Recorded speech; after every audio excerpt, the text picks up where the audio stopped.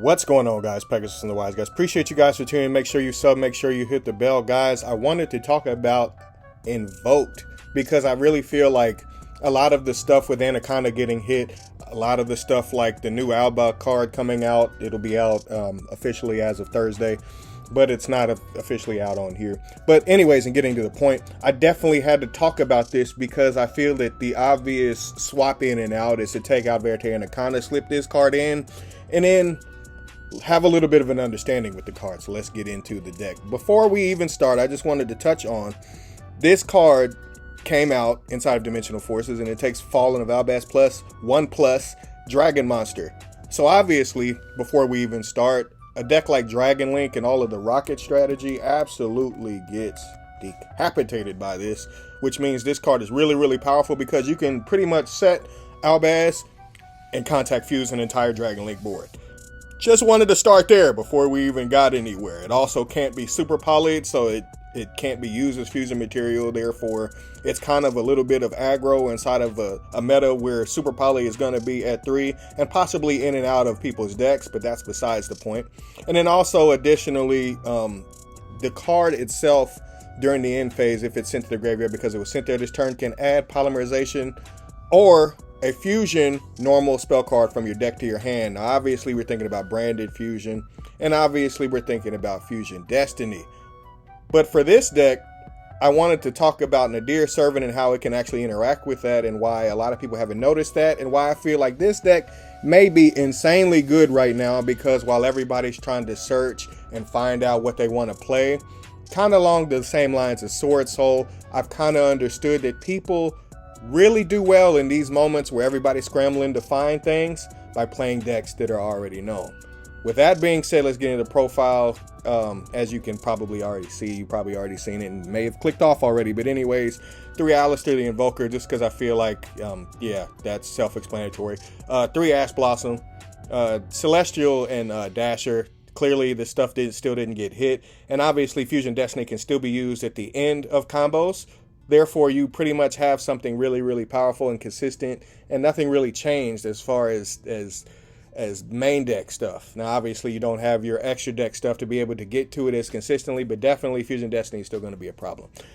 3 Dogmatika Ecclesias to be able to search out the 1 Fleur de Lis or the 1 Maximus. I don't know about Maximus, and it may be something that I need to spend more time with. This is just me in testing. What I've noticed is that Maximus is just triggering way too much because too many people are playing too many of the similar decks or decks within this family tree, so to speak. So you're just going to be helping your opponent plus a little bit. That would be an easy cut if you feel that it would bother you that much. Triple Effect Veiler is just my opinion. I just like to have a light monster that's fluid like that. Although you can't overdraw them, Effect Veiler is still a really, really powerful card. The 1 Albaz, I've seen some lists play 2 previously. I don't know. It's something that you probably have to mess around with as well, but I just don't like the brick inside of a deck that already has its main normal summon already kind of loaded up. You don't necessarily need to get to that, but hey, it's up to you. Ghost Bell, obviously, as another hand trap, I just feel like you have to have something for the Despia mirrors and this Despia stuff in general and branded stuff, and you just have to have Ghost Bell right now. It's a really, really insane card. If you are playing hand traps, you have to play Ghost Bell right now, which is a good point to talk about Sword Soul, because Sword Soul doesn't care about Ghost Bell or a few other hand traps. So it may be something you want to check out. Sword Soul actually got better in my opinion. Get back to the point, 3 branded fusion, be able to dump all of the obvious stuff to get to the Mirror Jade axis. Through this deck, and this is just my opinion, what I've been noticing is I didn't need Albion that much.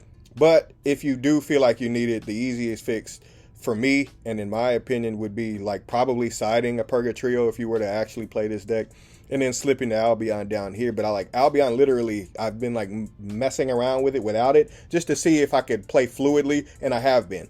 Just something to think about, guys. Anyways, continuing on, Called by the Grave, double Forbidden Droplet, 2 Fusion Destiny, as I said before. I feel Invocation. Usually I used to try to play 3, but that was when Desires was a thing. or I just need to get to the point quickly. Now, Invocation, I feel like it's just correct to play two. Two's like the sweet spot. Double Meltdown and a Terraforming. I don't like triple Meltdown. I just hate drawing the card repeatedly because that starts to get a little bit cloggy. So I just slipped in a Mystic Mind where the third Meltdown would be double Nadir Servant to be able to send that new card that we already talked about. Terraforming, double Triple Tactics Talent, double Infinite Impermanence, and then Schism. Now, obviously, I feel like a Shadal could be slipped in here somewhere if you really cared to. But if you have the Construct, if you have the Window, if you have the App Cologne, the setup off of the Nadir Servant is pretty much the same. I can make another combo video if people still don't know that. But the Schism stuff, if you don't know by now, I'm sorry. I can do it in another video, guys. Sorry. But anyways, continuing on, just some of the other options. Punishment may be an option, but I just feel like there's just better cards than it right now. I definitely feel like Prosperity is a real possibility you have to give to yourself.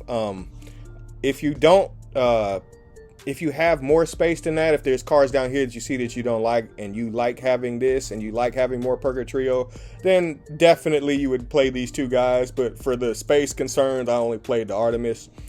The Albion, as I talked about before, very easy fix.